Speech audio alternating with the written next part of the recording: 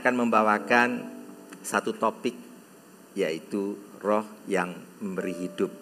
Kita akan baca sama-sama dari Roma 8 ayat yang pertama sampai ayat yang ke-17. Bolehkah saya undang kita sama-sama bangkit berdiri ya? Saya akan membacakan ayat yang ganjil dan Bapak Ibu Saudara akan membacakan ayat yang genap. Dari Roma 8 ayat yang pertama sampai ayat yang ke-17. Mengapa kita berdiri? Karena kita rindu sekali untuk menghormati Tuhan yang telah memberi hidupnya untuk kita. Dan yang kedua, supaya kita mempersiapkan diri kita untuk menerima firman itu boleh hidup di dalam kita. Apalagi ini yang Roma pasal 8 ini enggak mudah untuk kita cerna. Ya, kita akan baca sama-sama dan biar Tuhan dan Roh Kudus akan menyingkapkan di dalam hidup kita. Demikian firman Tuhan, Roma pasal 8 ayat yang pertama. Demikianlah sekarang tidak ada penghukuman bagi mereka yang ada di dalam Kristus Yesus. Kedua, Roh yang memberi hidup telah memerdekakan kamu dalam Kristus dari hukum dosa dan hukum maut. Sebab apa yang tidak mungkin dilakukan hukum Taurat karena tak berdaya oleh daging, telah dilakukan oleh Allah dengan jalan mengutus anaknya sendiri dalam daging yang serupa dengan daging yang dikuasai dosa karena dosa. Ia telah menjatuhkan hukuman atas dosa di dalam daging, supaya tuntutan hukum Taurat digenapi di dalam kita yang tidak hidup menurut daging tetapi menurut roh. Sebab mereka yang hidup menurut daging memikirkan hal-hal yang dari daging. Mereka yang hidup menurut roh memikirkan hal-hal yang dari roh. Karena keinginan daging adalah maut, tetapi keinginan roh adalah hidup dan damai sejahtera. Sebab keinginan daging adalah perseteruan terhadap Allah, karena ia tidak takluk kepada hukum Allah. Hal ini memang tidak mungkin baginya. Mereka yang hidup dalam Tuhan tidak mungkin berkenan kepada Allah. Tetapi kamu tidak hidup dalam daging, melainkan dalam roh. Jika memang roh Allah diam di dalam kamu, tetapi jika orang tidak memiliki roh Kristus, ia bukan milik Kristus. Dan jika Kristus ada dalam kamu, maka tubuh memang mati karena dosa, tetapi roh adalah kehidupan oleh karena kebenaran.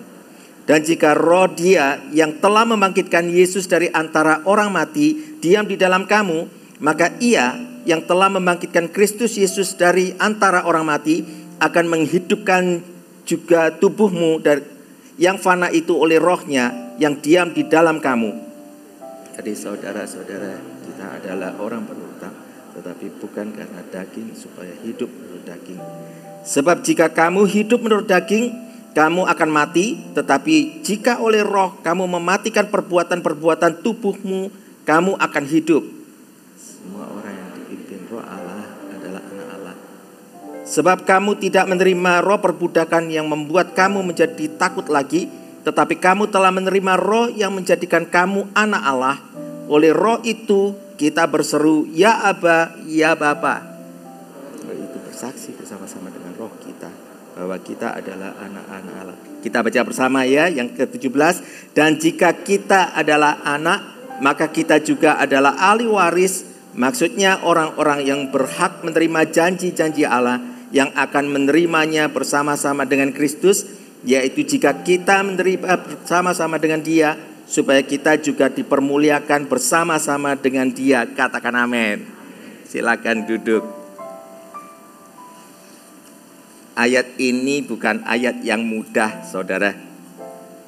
Saya pun pada waktu membacanya dan sering juga teman-teman, rekan-rekan menanyakan akan ayat-ayat ini. Apa toh ini ya? Bacanya itu kalau ceritanya ini kok rasanya sulit banget untuk kita bisa tangkap. Saya juga kadang saat merenungkan hal ini, iya kenapa ya Rasul Paulus itu menulisnya sedemikian rupa jelinya. Sebenarnya kejelian yang ditulis oleh Rasul Paulus itu, itulah indah dan tertaut suatu makna yang ada di dalamnya. Permasalahannya, Kita kadangkala itu kurang sabar untuk membaca satu persatu dan mencari, menggali firman itu keluar. Terutama kalau kita ini hanya mau mencopot segala sesuatunya disesuaikan dengan apa yang kita mau. Terutama di ayat yang pertama ini adalah ayat favoritnya orang-orang dablek, saudara. Ya, ini kalau ceritanya orang yang semaunya sendiri, yang kita sebutnya alias sakarpe dewe. Kita sering kali dengar yang ayat yang pertama ini. Demikian sekarang tidak ada penghukuman bagi mereka yang ada di dalam Kristus Yesus. Wah, begitu ayat ini diambil dan orang tersebut berkata, enak daya hidup ini ya. Bukankah ini firman Tuhan? Yang dicomot cuma ayat 1 aja. Dikatakan sini, tidak ada penghukuman lagi setelah kita terima Tuhan Yesus. Kita mau marah mah terserah kita.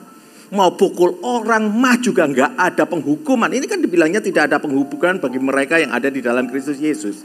Selama kalau kita udah terima Tuhan Yesus, semuanya beres. Ini dia, seseorang yang mau semau dirinya sendiri, ya.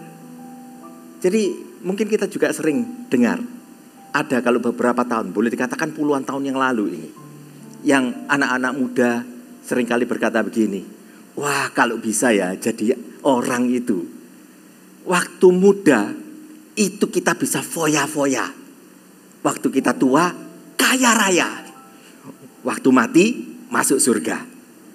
Wih, ini cocok banget saudara ya. Siapa yang gak kepingin seperti begini, benar gak? Itu pepatah yang sudah lama banget. Saya mendengarkan pepatah itu kurang lebih mungkin boleh dikatakan 20 tahun yang lalu. Saya pernah mendengarkan itu yang pertama kalinya itu ya.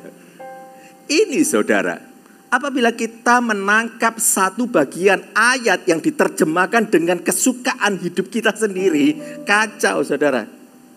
Padahal ayat ini tidak sedemikian rupa diberikan kepada kita. Manusia selalu memperhitungkan segala sesuatunya dengan untung dan rugi. Manusia selalu egosentris dan melihat dirinya sendiri, apa keuntungan untukku. Tuhan, kalau engkau menciptakan aku meminta aku adalah ciptaan yang prima. Semuanya di bawahku. Maka muncullah seperti itu. Di mana suatu generasi anak-anak muda berkata, Tuhan kalau bisa aku itu dilahirkan dari keluarga yang sangat kaya. Sehingga aku hidupnya boleh foya-foya. Tapi jangan bikin aku bangkrut ya Tuhan ya. Sementara pada waktu nanti aku dewasa, aku tetap kaya. Kalau bisa lebih jaya daripada orang tuaku. Tapi Tuhan, pada waktu aku mati, jangan lupa aku ya. Bawa aku ke surga. Pinter banget ya. Manusia selalu mau mengakali. Kalau bisa mengatur kemauannya dan menerapkan sampai Tuhan mengiyakannya. Itu loh ceritanya. Padahal kita ini salah kaprah. Yang macam seperti ini, setiap orang lahir selalu melihatnya itu untung rugi, untung rugi. Siapa yang tidak pernah melakukan sedemikian rupa? Pasti pernah. Cara pandang manusia selalu melihatnya dari sudut untung rugi. Kalau aku melakukan ini ya, apa keuntungan yang aku dapat? Padahal Yesus mati di kayu salib, dia tidak memberitahukan kepada kita kalau itu adalah keuntungan kita. Maka dari itu kalau menginjil ya hati-hati ya. Jangan menginjilnya juga salah. Coba kita baca sama-sama ya, nanti ditampilkan nih. Yohanes 3 ayat yang ke-16. Ya. Kalau kita baca di ayat ini, di Yohanes 3 ayat yang ke-16.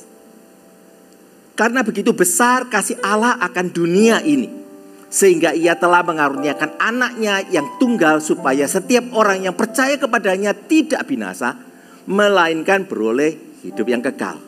Kalau kita baca ini, apakah kira-kira Bapak Ibu Saudara itu merasakan kayak gini?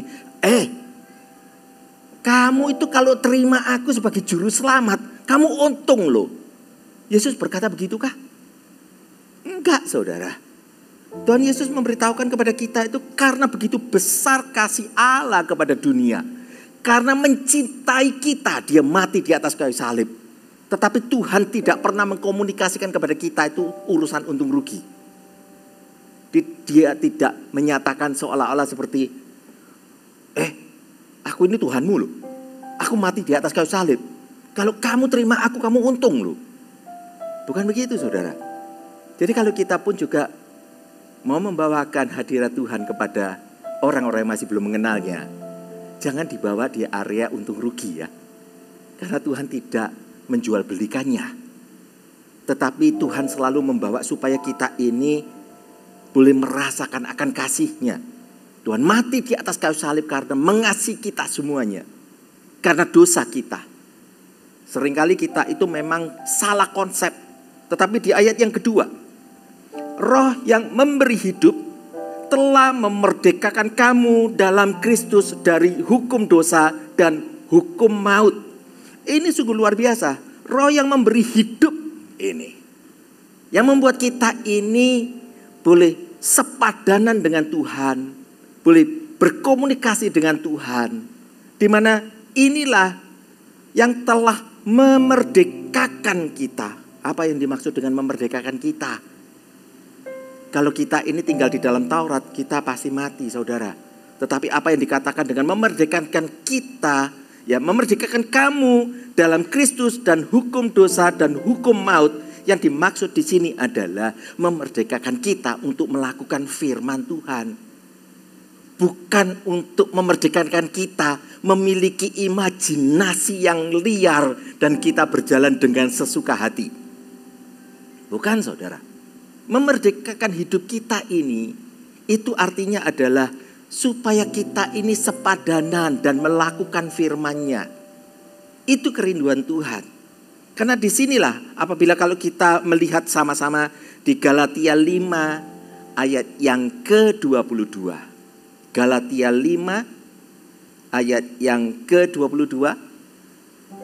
Dikatakan bahwa tetapi buah roh ialah kasih, sukacita, damai sejahtera, kesabaran, kemurahan, kebaikan, kesetiaan, kelemah lembutan, penguasaan diri. Tidak ada hukum yang menentang hal itu. Ini saudara, tidak ada hukum yang menentang firman Tuhan. Jadi inilah yang membuat kita merdeka. Kita menjadi orang yang merdeka. Jadi ceritanya Bapak Ibu Saudara, jangan berjalan dengan kedagingan kita. Tetapi kita bergerak yang sesuai seperti apa yang dikatakan firman.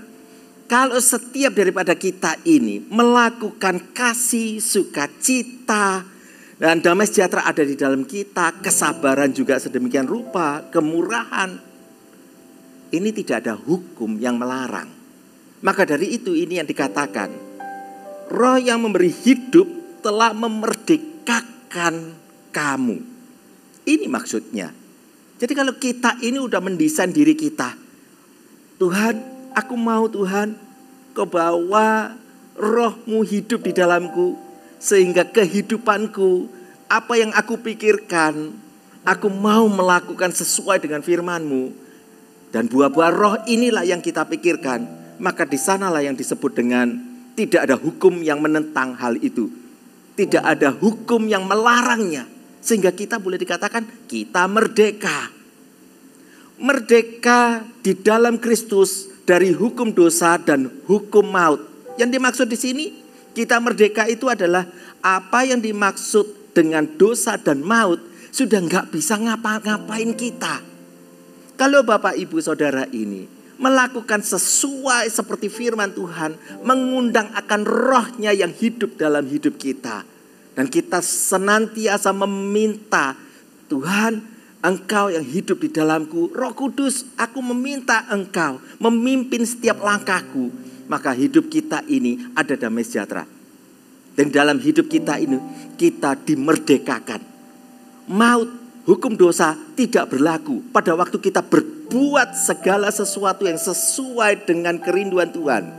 Saat kita melakukan segala sesuatu sesuai dengan roh yang ada di dalam kita. Kita izinkan kan?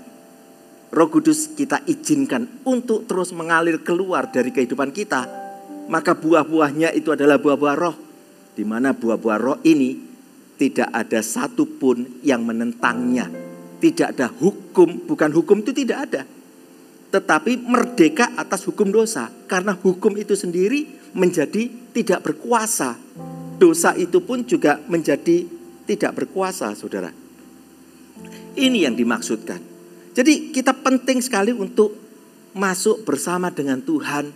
Kita mengerti akan kerinduan Tuhan ini. Dan saat kalau kita itu melakukannya, tidak ada hukum lagi. Ini sungguh luar biasa. Saya mengetahui ayat-ayat ini tidak mudah dicerna. Tetapi ikuti dan saya percaya nanti kita akan disingkapkan lebih lagi. Ayat yang ketiga. Sebab apa yang tidak mungkin dilakukan hukum Taurat karena tak berdaya oleh daging. Ini terkadang kalau kita bacanya cukup rumit ya. Telah dilakukan oleh Allah. Yang dimaksud dengan tidak mungkin dilakukan hukum Taurat itu, ini maksudnya hukum Taurat tidak bisa menyelamatkan kita. Sekalipun kita melakukan hal kebaikan, kita mau lakukan semua yang tidak pernah melukai orang lain, semua apa yang kita lakukan tidak menyelamatkan kita. Kita diselamatkan dikarenakan dengan iman, percaya Tuhan Yesus sebagai juru selamat. Oleh karena itu kita menerima keselamatan, katakan amin. Nah sama seperti ini dikatakan, apabila kita ini lakukan firman Tuhan, hukum Taurat tidak berlaku atas kita. Karena hukum Taurat itu tak berdaya oleh daging. Ini maksudnya, ini tak berdaya ini apapun yang dilakukan oleh hukum Taurat, ini tetap akan tidak mampu menyelamatkan manusia dari kematian kekal. Hukum Taurat seperti satu batasan, tetapi tidak mampu membatasi manusia. Dan manusia tetap jatuh dan mati di api neraka. Maka dari itu kenapa ya kita ini terus gencar banget dari tempat ini. Dari waktu-waktu kita itu membawa, mendorong, ayo yuk ya. Nanti ini September kita mulai pemanasan dari sekarang saudara. Ini Agustus. September nanti ada yang kita sebutnya CG Fund. Sekiranya firman-firman yang sekarang ini ya, mulai di bulan ini kita akan membakar hati kita karena gereja kita akan bergerak bersama. Seluruh Indonesia, CG Fund sekaligus serentak. Maukah kita ada di dalamnya? Tapi kita perlu untuk mengerti terlebih dahulu mengapa hal itu ada. Dan kalau kita ada di dalamnya, tahukah saudara itu adalah maukah kita ini masuk di dalam kairos Tuhan? Ataukah kita hanya sekedar melewati kronos? Kairos itu seperti ini. Ini loh waktu yang Tuhan sudah tentukan. Mujizat Tuhan akan terjadi secara luar biasa. Saat kita berdoa bersama dan kuasa Tuhan akan terjadi. Tapi ada batas waktunya. Kalau batas waktu ini udah kita lewati, ya udah seperti biasa lagi. Kesempatan kita hilang. Oleh karena itu kenapa kita ini harus belajar mulai makan keras ya. Saya mengetahui ini firman-Nya susah banget. Tapi percaya saya meminta kepada Tuhan. Tadinya itu saya juga berdoa, Tuhan perlukah aku membawakan firman yang bulat Tuhan. Apa enaknya? Saya berkata sebetulnya gak enak. Lebih enak membawakan firman itu yang iman, menguatkan, lepas dari kepahitan. Yang jenisnya seperti itu jauh lebih mudah daripada menjelaskan yang tipe seperti begini. Tetapi ini adalah sesuatu yang sangat penting untuk kita. Apabila kita mengerti akan hati Tuhan, maka di saat nanti September kita memasuki kairos Tuhan, kita sudah diperlengkapi dengan pengetahuan. Sehingga tidak ada seorang pun pada waktu nanti, satu kali ketika, apabila Bapak Ibu Saudara memiliki suatu kesempatan, tahu-tahu kalau ada orang, mungkin naik kereta, mungkin naik pesawat, mungkin naik kendaraan umum, terus ada yang tanya, cara menerima Tuhan Yesus itu gimana sih? Bapak, Ibu, Anda apa Kristen? Mungkin melihat dari atribut Bapak, Ibu, Saudara, mereka melihat. Tetapi waktu ditanya, gimana caranya terima Tuhan Yesus? Nggak tahu ya. Aku pokoknya kroso aja ada di dalam. Aku suka cita. Loh ya, terus ya apa itu ceritanya? Bagaimana caranya? Ya apa ya? Ternyata udah sampai di halte kalau yang naik kereta api ya. Jadi bye-bye. Terus mateng ya. Mateng. terus cerita sampai di rumah, aku tadi ketemu satu orang. Saudara pasti akan merasa, ini bahasa Inggrisnya nelongso ya. Saya nggak tahu apa itu Indonesianya. Tapi kan kita akan merasakan sesuatu yang kekurangan. Aduh Tuhan, itu mestinya aku bisa menjawab itu. Engkau ada di dalamku tetapi aku tidak memiliki pengetahuan untuk menjelaskannya. Ya, daripada kejadian itu nanti sungguh asli terjadi. Lebih baik kita ini hari ini berkata, Tuhan luputkanlah dari hal itu. Biar engkau equip aku ya Tuhan. Biar engkau perlengkapi aku Tuhan. Sehingga saatmu, kairosmu tiba, aku mampu berada di sana untuk menjadi saksimu. Katakan amin. Nah inilah pentingnya kita. Jadi ini yang dikatakan, hukum Taurat memang tidak dapat menyelamatkan. Bukan dengan berbuat baik, tetapi beriman menerima Tuhan Yesus sebagai juru selamat. Dan memang hukum Taurat tak berdaya akan daging. Keinginan manusia melampaui, dikasih batasan selalu dilewati dan pasti mati. Baik secara rohani nantinya yang menunggu adalah api neraka. Tapi di sini dikatakan telah dilakukan oleh Allah. Ini maksudnya adalah Allah kita yang perkasa. Tuhan Yesus adalah Tuhan yang mampu mengalahkan maut. Katakan amin. Kalau enggak, ngapain kita di sini? Kita mengetahui Yesus kita adalah mampu mengalahkan maut. Maut telah dikalahkan. Dan kalau kita mengetahui ini tentunya kita akan berjalan. Di sini dikatakan juga dengan jalan mengutus anaknya sendiri dalam daging yang serupa dengan daging yang dikuasai dosa karena dosa. Bulet ya? Lumayan bulet ya? Ya. Ini dikatakan bahwa Allah Bapa mengutus anaknya. Mengutus Tuhan Yesus di dalam daging yang serupa dengan daging yang dikuasai dosa karena dosa. Jadi sama seperti kita saudara. Sama persis seperti kita. Dia merasakan apa adanya seperti kita. Kita baca di Ibrani pasal 4 ayat yang ke-15. Ibrani 4 ayat yang ke-15. Sebab imam besar yang kita punya bukanlah imam besar yang tidak dapat turut merasakan kelemahan-kelemahan kita. Jadi kalau kita ini lemah, kita merasa ada tantangan, ingat Tuhan Yesus pun juga merasakan yang sama. Di sini dikatakan sebaliknya sama dengan kita. Ia telah dicobai, hanya tidak berbuat dosa.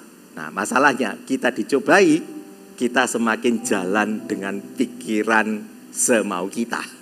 Ini permasalahannya. Yesus di sini dikatakan bahwa ia dicobai hanya tidak berbuat dosa.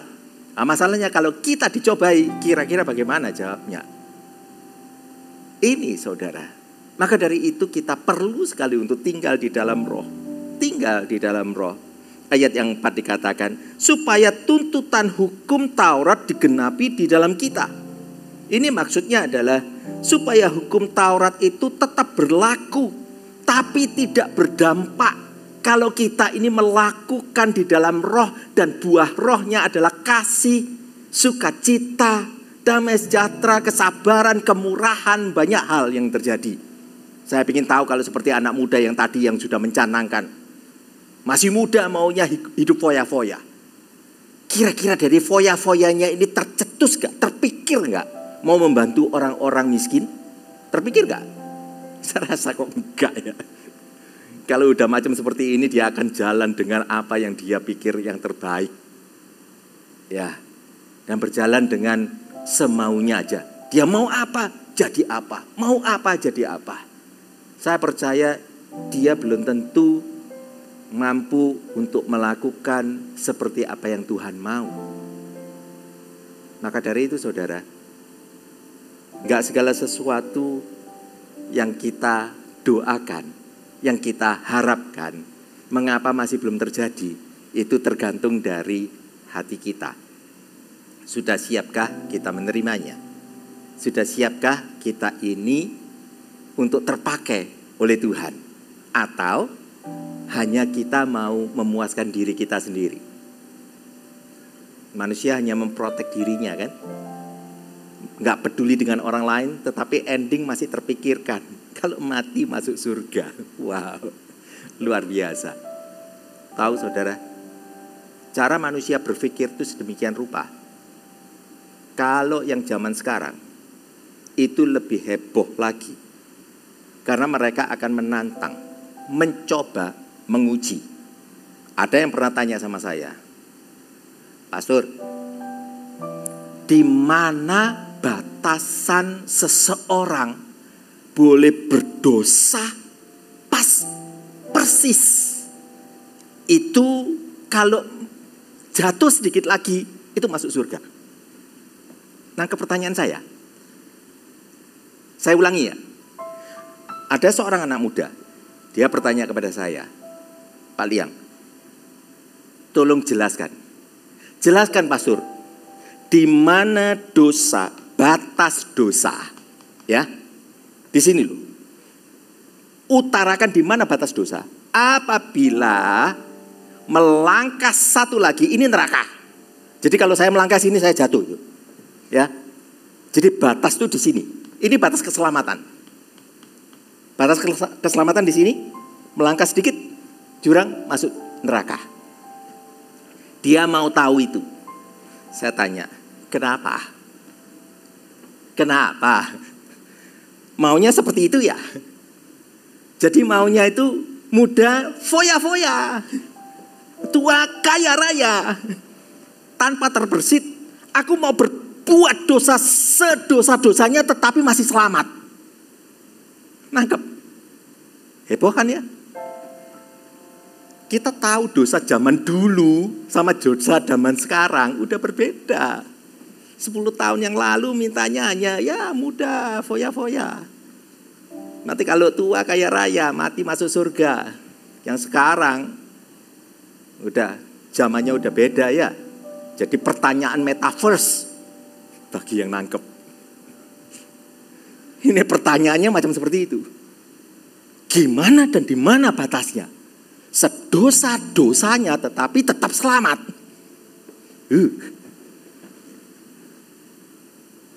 Mengerikan.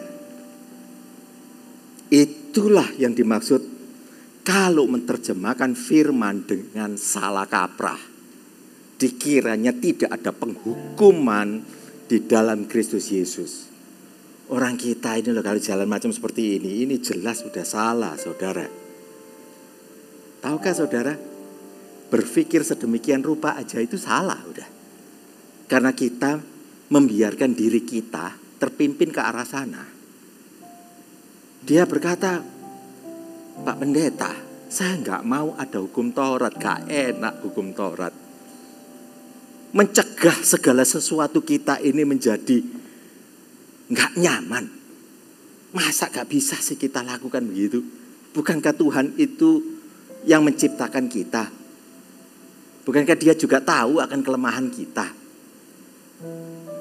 Sampai di mana manusia itu mau menguji? Ini saudara, hukum Taurat digenapi di dalam kita. Hukum Tauratnya itu tetap ada. Hukum Taurat itu tetap berlaku. Tetapi bila kita hidup di dalam firman, kita hidup di dalam roh, hukum Taurat itu tidak berdampak. Dan dikatakan tidak hidup menurut daging, tetapi menurut roh. Saudara, hukum Taurat itu dibikin supaya kita semuanya tertib. Supaya kita semua ini hidup bersama dan kita bisa memuliakan Tuhan. Kehendak Tuhan seperti itu. Tujuannya adalah supaya kita ini satu dengan yang lainnya bisa ada hormat. Tahukah saudara, kenapa kalau di persimpangan jalan kita bisa melihat di sana ada traffic light, ada lampu lalu lintas? Itu bukannya satu aturan? Coba, kalau di jalan itu tidak ada lampu lalu lintasnya, ya. Kalau nggak ada lampu lalu lintasnya, Bapak Ibu Saudara mau lalu lalang, cari aja di jalan di mana ya, yang tidak ada lampu lalu lintasnya, Bapak Ibu bisa lalu lalang yang tidak ada salahnya kan. Tetapi begitu ada lampu lalu lintas, ini menjadi lain. pada waktu lampu lalu lintas nyalanya merah, Bapak Ibu berhenti atau tetap ngegas? Coba. Kalau kita langgar, berarti kita menyalahi aturan kan? Nah inilah seperti begitu kan hukum Taurat. Ngapain kok ada di sana lampu lalu lintasnya? Kalau nggak ada lalu lintas ini, aku merdeka, mau jalan mah terserah gitu kan ya. Mau aku lewati mah terserah, nggak ada salahnya. Tapi gara-gara lampunya jadi merah, aku yang nggak salah apa-apa kalau nggak ada lampu ini menjadi salah gara-gara lampu merah aku terabas. Itu bisa mengerti kan? Nah kita tahu sekarang bahwa ini saudara yang membuat kita itu menjadi nyata di dalam hidup ini, bahwa semua yang terbaik itu sudah Tuhan sediakan kepada kita. Tetapi inilah tuh, kita ada di sini kita mengetahui ya, Tuhan telah menyediakan segala sesuatu yang terbaik untuk kita, tetapi kita terkadang tidak mengerti. Yang indah itu untuk kita lakukan, yaitu menyenangkan hati Tuhan, tiada yang lain. Tapi seringkali kita biarkan, kita abaikan. Coba kalau kita baca sama-sama di Yesaya 24 ayat yang kelima. Yesaya 24 ayat yang kelima. Bumi cemar karena penduduknya, sebab mereka melanggar undang-undang, mengubah ketetapan dan mengingkari perjanjian abadi. Saya waktu merenungkan ini saya ingat, iya ya. Ternyata kalau kita itu sering kali melanggar segala sesuatunya, itu ternyata banyak sekali hal yang harusnya berkat itu terjadi atas kita menjadi tidak terlaksana. Bapak Ibu, saya pernah dikasih kesempatan sama Tuhan untuk tinggal di Kanada. Waktu balik ke Indonesia, saya melihat memang ada suatu perbedaan. Kadang kita itu melihat luar negeri rasanya, kenapa ya di sana itu kok rasanya makmur, kalau di kita gini kok kurang. Masa sih sebenarnya? Tapi kalau saya perhatikan, iya saudara, ternyata memang orang Indonesia itu nggak suka untuk nuruti aturan. Kalau di sana itu lampu merah, sekalipun nggak ada kendaraan yang lain, mereka udah langsung set. Lampu kuning jauh-jauh udah ngerem, merah berhenti, sungguh berhenti. Jam 9 malam, jam 10 malam berhenti mereka, berhenti. Dan saya lihat, berhenti. Waktu kami masih pertama kali datang sana, ini kalau di Indo gak payu macam begini. Itu. Kalau di Indonesia kan enggak. Coba kalau sudah jalan, terutama kalau tengah malam keluar. Pernah keluar tengah malam? Jam 11 ke atas. Jam 12. Lampu merah. Sering ketemu kan? Yang motor, mobil. Kalau mobil buka kacanya, melihat ke kiri, ke kanan, gak ada kendaraan. Jalan terus saja. Ya.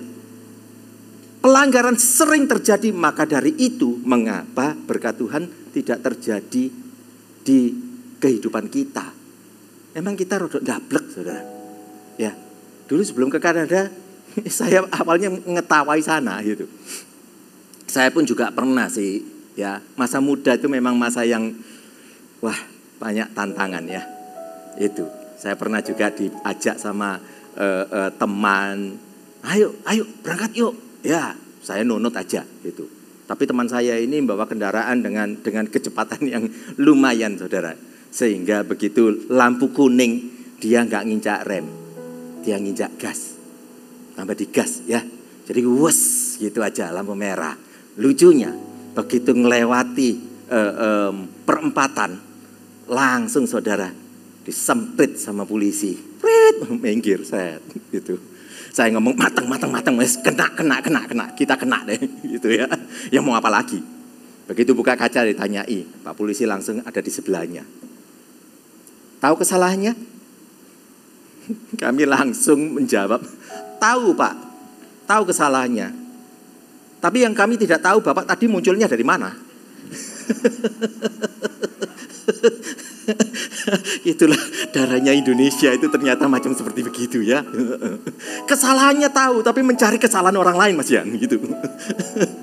Hai, inilah kita. Ini kita. Maunya apapun yang bisa kita langgar, kita mau langgar gitu. Tapi di sini saudara, untuk kita itu diingatkan, ayo, mengapa kita itu tidak diberkati? Karena banyak aturan memang kita langgar. Sebanyak aturan yang kita langgar, kita ini mengingkari perjanjian abadi itu. Itu yang Tuhan sudah bilang. Kalau kita langgar dengan semau kita, ya buyar saudara. Roma 2 ayat ke-18. Dikatakan, dan tahu akan kehendaknya. Dan oleh karena diajar dalam hukum Taurat, dapat tahu mana yang baik dan mana yang tidak. Jadi kita mengetahui di mana batas kita. Apa yang akan kita lakukan. Apa yang akan kita tanyakan kepada Tuhan. Dan kita mengetahui bahwa kita ini adalah anak-anak yang sangat dicintainya. Tuhan sangat mencintai kita. Kalau kita mau, dan tentunya kita ini akan terus melekat dengan Dia. Dalam pimpinan Tuhan, kita semuanya akan mengalami damai sejahtera. Ayat yang kelima. Sebab mereka yang hidup menurut daging memikirkan hal-hal yang dari daging. Mereka yang hidup menurut roh memikirkan hal-hal yang dari roh. Ini dari tadi urusannya daging terus saja ya. Ini bukan bertanya 1 kilo daging harganya berapa di pasar. Bukan saudara ya. Tetapi keinginan kita ini loh. Keinginan kita ini minta ampun ya. Dari tadi itu urusannya dagang daging terus saja saudara. Tapi memang benar. Tanpa kita sadari. Sekarang ini kita sudah mengalihkan hidup kita ini di dalam zaman modern, mengubah segala sesuatunya. Coba sih kita lihat ya, mana yang lebih rohani, orang-orang zaman dulu ataukah yang sekarang? Sebenarnya orang-orang zaman dulu itu mengetahui adanya satu signal di mana mereka ada, di mana mereka naikkan doa, ada signal naik ke surga. Tapi untuk sekarang signal itu sudah digantikan oleh wifi. Orang bisa nggak berdoa nggak apa-apa, tapi kalau kehilangan wifi-nya, pusing saudara. Ya, siapa yang sini nggak punya HP? Semua nggak angkat tangan berarti punya semua, luar biasa. Ya, bisa rasakan 1 hari tanpa HP? Gimana kira-kira? Kehilangan signal itu, pasti ngomel tuh, pasti ngomel. Keponakan saya aja ngomel. Mana saya di rumah juga ngomel kalau wifi-nya mati. Papa, wifi mati. Ya, tapi kalau nggak doa ya tenang aja kok. Ya nggak lapor, nggak tanya. Ini kenapa suasana seperti begini membuat aku nggak bisa doa? Nggak ada yang tanya itu. Nggak ada saudara. Inilah manusia. Kita mulai mengenali. Ya, semoga kita sama-sama. Saudara belajar sesuatu hari ini? Ya, oke. Inilah kita perlu untuk belajar mengenali firman Tuhan satu demi satu. Sekalipun ini sulit, nggak mudah bahasanya. Tetapi biar hari ini kita belajar dengan bahasa sehari-hari, minta sama Tuhan untuk Tuhan singkapkan di dalam kehidupan kita. Ya, ayat yang ke-6. Karena keinginan daging adalah maut, tetapi keinginan roh adalah hidup dan damai sejahtera. Ini saudara, ini penting. Kita bisa lihat aja. Kalau kita itu hidup di dalam roh, maka damai sejahtera di dalam rumah tangga. Kita akan belajar juga. Ada yang kita sebutnya adalah kita belajar mengenai penguasaan diri. Penguasaan diri adalah juga meminta hikmat untuk berkomunikasi. Satu kali waktu, saya ini lagi ngomong-ngomong sama satu orang. Dan dia ini sudah dewasa saudara. Ya.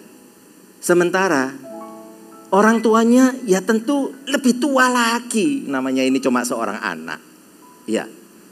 Orang tuanya aja usianya udah 85 plus. 85 plus. Si anak usianya udah 60 plus. Nah, si anak ini bilang, Pak Pendeta, hatiku saat sekarang setelah menjadi tua, hatiku ini nggak tahan kalau aku kasih tahu orang dan dia tidak mendengarkan. Oh ya, siapa kira-kira? Papaku. Waduh, usia berapa? 85 plus. Lah urusannya apa tuh ya? Nah ini, oke. Ternyata terjadi keributan terus menerus. Ya kita mengetahui kalau orang tua sudah usianya sedemikian rupa ya.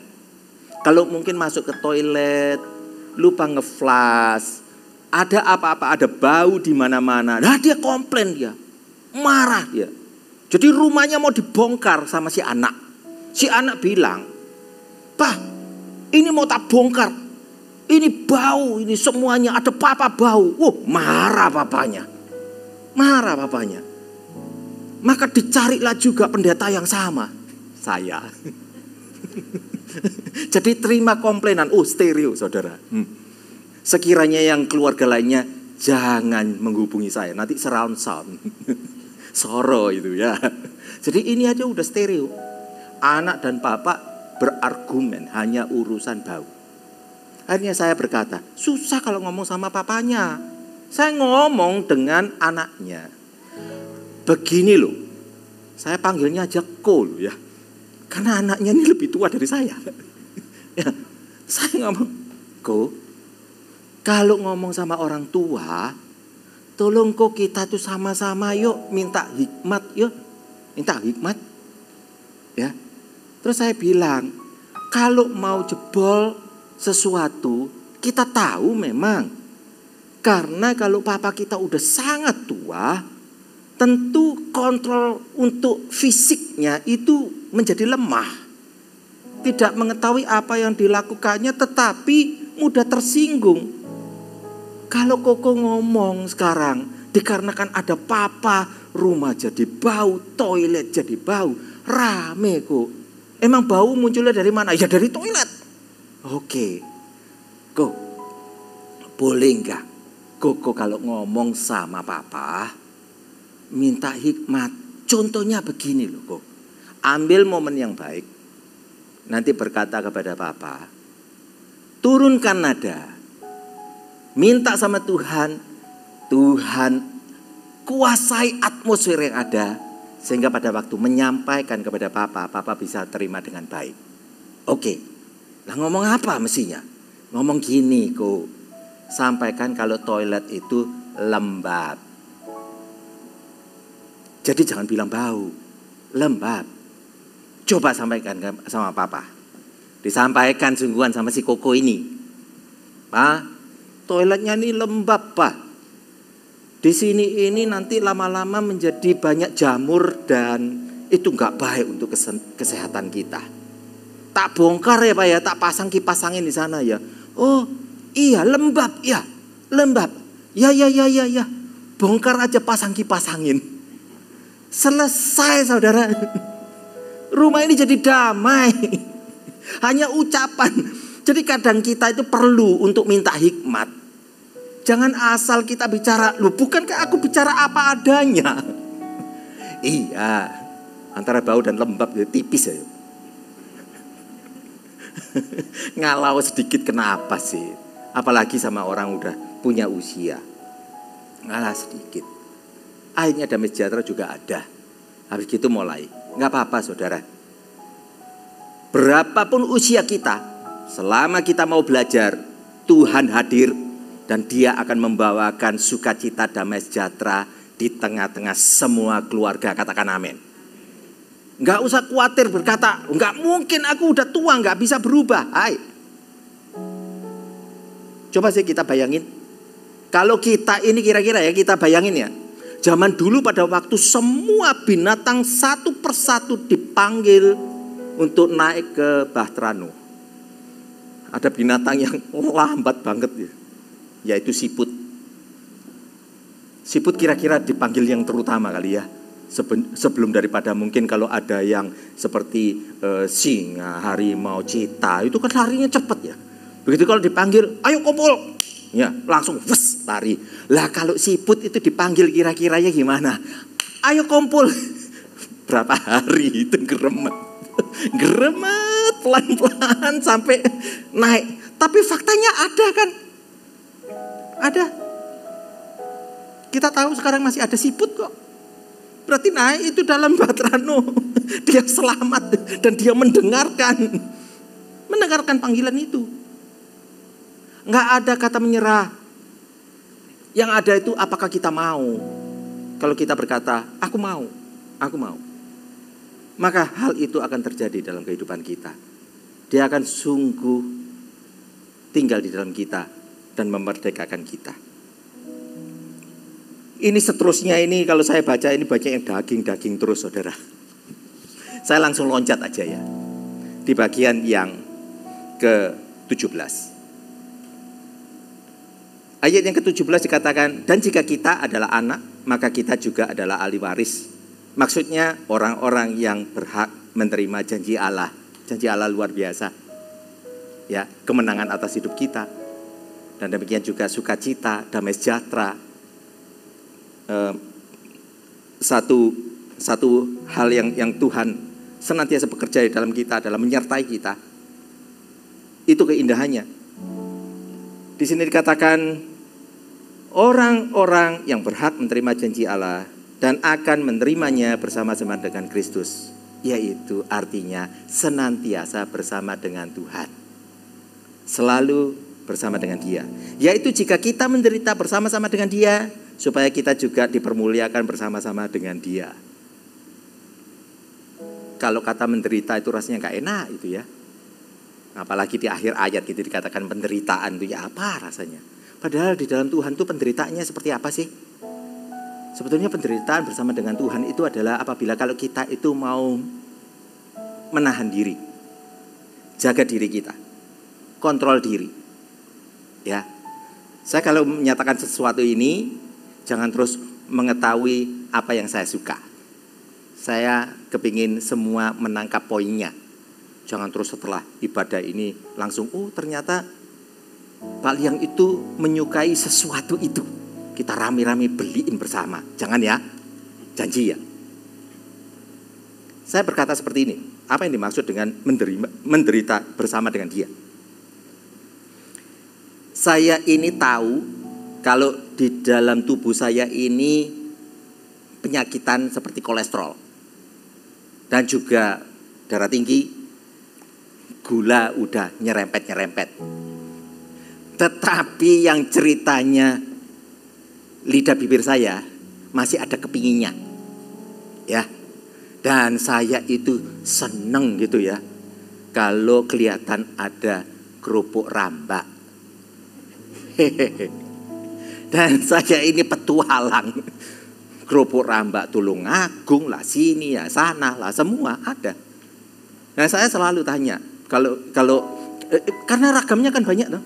Ada yang dari kerbau lah, ada yang dari sapi. Wow, begitu orang bertaruh di atas meja, saya tutup mata aja begitu saya ambil. Ini sapi, ini kerbau. Saya bisa langsung tunjukkan saudara. Langsung saya tunjukin. Ini rasa yang mana? Lah permasalahannya, rekan-rekan di MSP ini diberi kerupuk rambak.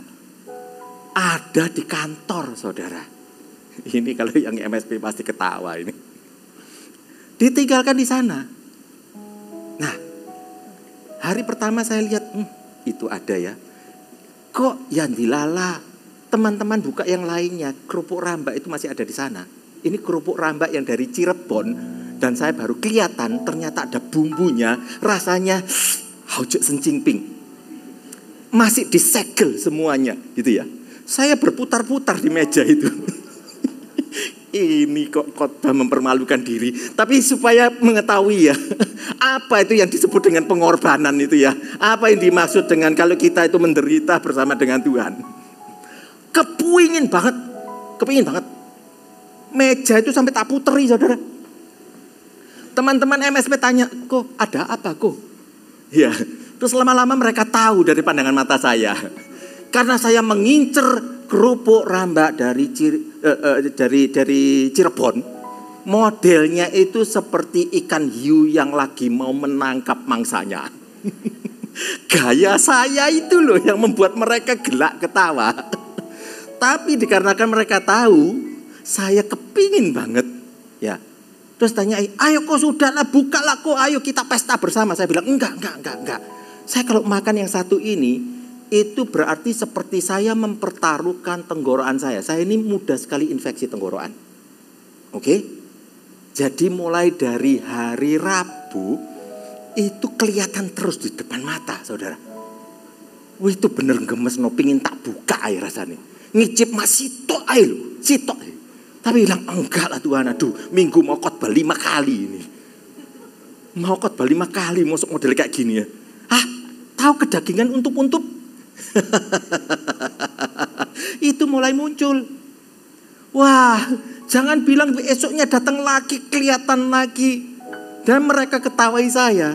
Terkadang kalau kita itu lagi kepingin sesuatu seperti itu ya, itu rasanya kayak otomatis, bener gak? Otomatis toh.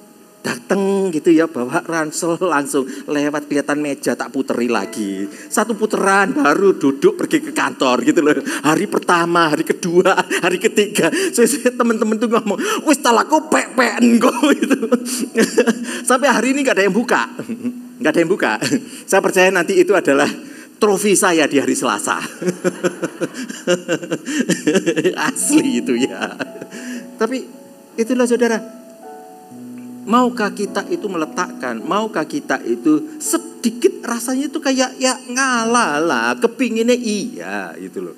Bolehkah kita letakkan untuk hari ini bersama dengan Tuhan, supaya saya juga gak sakit, saya bisa menyatakan kemuliaannya, kita tinggal sama-sama. Jadi kita betapa luar biasanya kita tinggal di dalam kemuliaan Tuhan bersama dengan Dia. Dan kita mengetahui Tuhan kita sungguh baik ya. Masa sih kita itu hanya karena urusan rambak terus sakit tenggorokan, ndak khotbah. Bisa bayangin apa kata dunia? Pak Liang naik di atas gitu. Saudara-saudara, saya nggak bisa khotbah. Tanyai, kenapa? Gara-gara kerupuk rambak. Asli saudara, rasanya kita mengetahui setelah ini kita semuanya bahwa hidup kita bersama